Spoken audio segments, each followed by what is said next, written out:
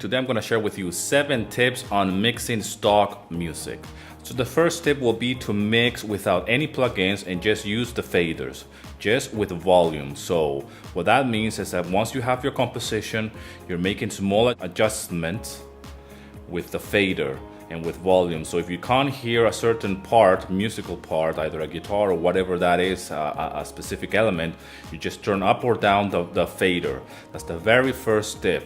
No plugins involved, just the fader, and we're using volume at this stage. The second tip will be that when introducing plugins like EQs and compression, make sure that the volume is not increasing, okay? So what I mean by that is that we're actually processing the audio, but we don't want the audio to be increasing in volume, okay? So one thing to do is to actually process the actual signal and make sure that the output of the actual plugin is not being increased. Even though we might have a little bit of gain reduction and you have to compensate for that, that's perfectly fine, but we don't want the actual volume to start increasing beyond what we have already set up with our faders without the plugin. Tip number 3, mix with pink noise. Now you can Google this, okay? You can actually look it up on YouTube, mixing with pink noise. And I have done the experiment myself. In theory, it's supposed to work.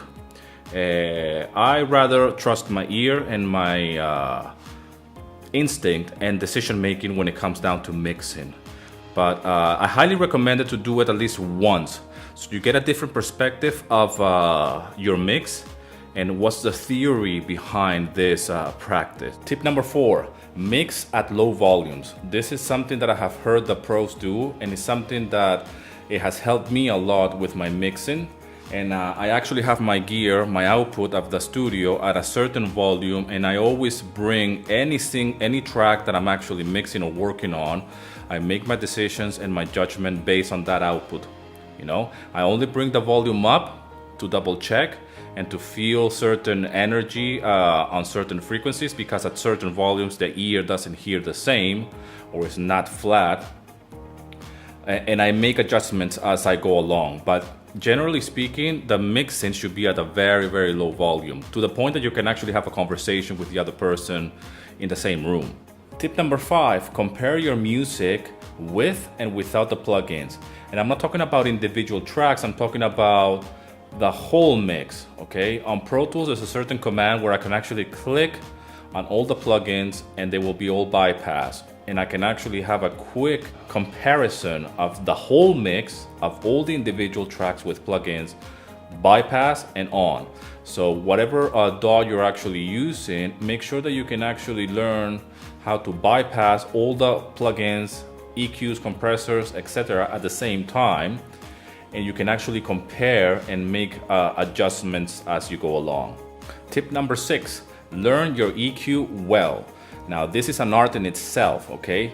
But it's the most important tool in our mixing process.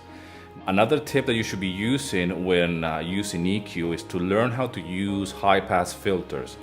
Again, this is a study in itself, so I'm not gonna go into the details of high-pass filters and frequency response and what instruments are responsible for having low frequencies or mid-range frequencies or high frequencies.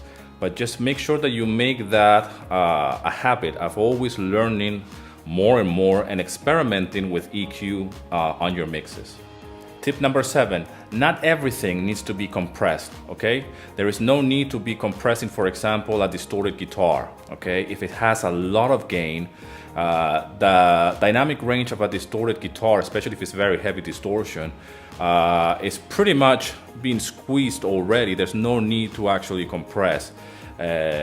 Some people might do that depending on the genre or the style of music, but there's certain things and certain instruments that do not need to be compressed. So don't get obsessed with actually putting compression to every single track, okay? It's better to put a compressor in a sub mix or a bus, so you can compress the overall mix of all your individual tracks, but not putting a compressor on every single track if it's not needed. Okay guys, thank you for watching, and hopefully these 7 tips will be helpful to you. My last thoughts on this kind of subject of mixing stock music and getting it ready for for uploads and for sale on different stock libraries is that you have to trust your ear, okay? You have to have a sense of a decision making and say, I like this sound, I don't like the other sound, you know, and just trust your ears. What do you like? What's that sound that you're after, you know?